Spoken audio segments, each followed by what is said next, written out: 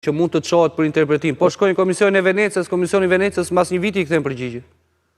Po, mbas një viti keni shumë drejt. Dhe mbi të gjitha është organ këshillues, i cili ka lidhje me Këshillin e Europës, që e furnizon Këshillin e Europës, po që mbahet si autoritet dhe respektohet. Besoj dhe mos u çuditni që edhe ajo të ndodhi. Por, sido që të bëhet, unë mendoj që kostot më të mëdha do i mbarti Partia Socialiste, ashtu siç po i mbart tani nga mbrojtja që po i bën zonjës Balluku. Po, argumenti që ka dhënë Rama apo maxhoranca thotë që ne presim këtë vendim. Ky vendim mund të jepet që sot dhe ne pastaj marrim vendimin tonë. Pra duket sikur topi është te drejtësia tani, jo tek politika. Patjetër, pra, këtë po ju them që në qoftë se gjykata kushtetuese merr një vendim ekuivoke ose të ndarë shumë ngushtë, atëherë patjetër që ekzekutivi do bëj lojën e vet për të mbajtur në fuqi zëvendës kryeministrën. Po problemi vetëm është problemi moral. Do të thënë maxhoranca po vuan jashtëzakonisht dhe po bjerret jo më thjesht nga situata ekonomike, sociale, politike, demografike e vendit, po thjesht nga ky kaos, po kjo kaos që lidhet me zonjën Balluku pothuajse i ka eklipsuar gjithë kauzat e tjera. Madje dhe reforma territoriale që duhet ishte kryefjala e reformave në vend, sepse nuk lidhet vetëm me procesin zgjedhor, me reformën zgjedhore siç thon, por lidhet me zhvillimin e vendit, pothuajse nuk ka të zhurmën që ka çështja e zonjës Balluku. Dhe në këtë sens po them që drejtësia duhet të arrijë të kuptojë misionin e saj, që në këtë moment është pushteti nga i cili pritet besimi më i madh, gjykimi më i lartë dhe mbi të gjitha kriteret më të larta morale. A është sot drejtësia nën presion të drejt për drejt të politikës, kur them drejtësia kanë fjalën edhe për spagur?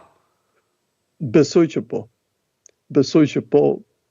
Ju e keni parë, kemi një vit zotin Velia, domethënë, dhe akoma nuk ka dalë para drejtësisë. Kemi zotin Meta, ish presidenti i vendit.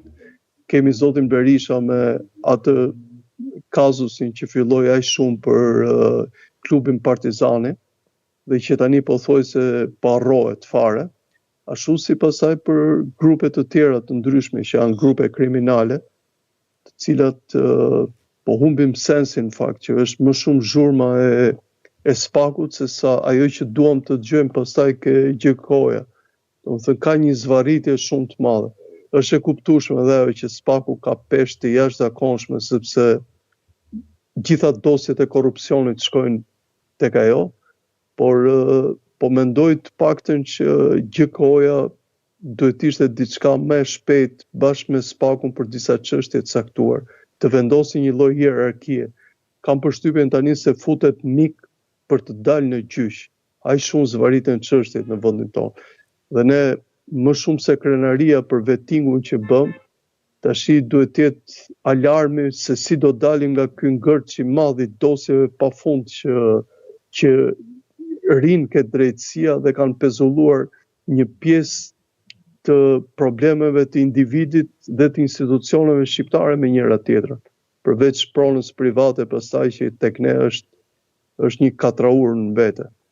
Prandaj në këtë rast me këtë zvarritje të madhe që bën gjykata kushtetuese në një farë mënyrë u tregon dhe institucioneve tjera që të vazhdojnë atë lojën e tyre pafund, që zgjasin gjyqet pafund, domethënë, e kupton. E qartë. Andoni, të falenderoj shumë për këtë analizë, kënaqësi si gjithmonë.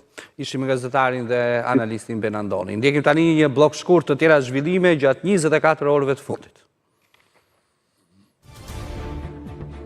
Një 33 vjeçar i dënuar më parë për vjedhje u arrestua nga policia e Vlorës nën akuzat se vodhi shumë të ndryshme parash në 2 minimarkete si dhe 2 steka cigaresh. I riu rezulton se më 29 janar ka kryer vjedhje në lagjen Pavarësia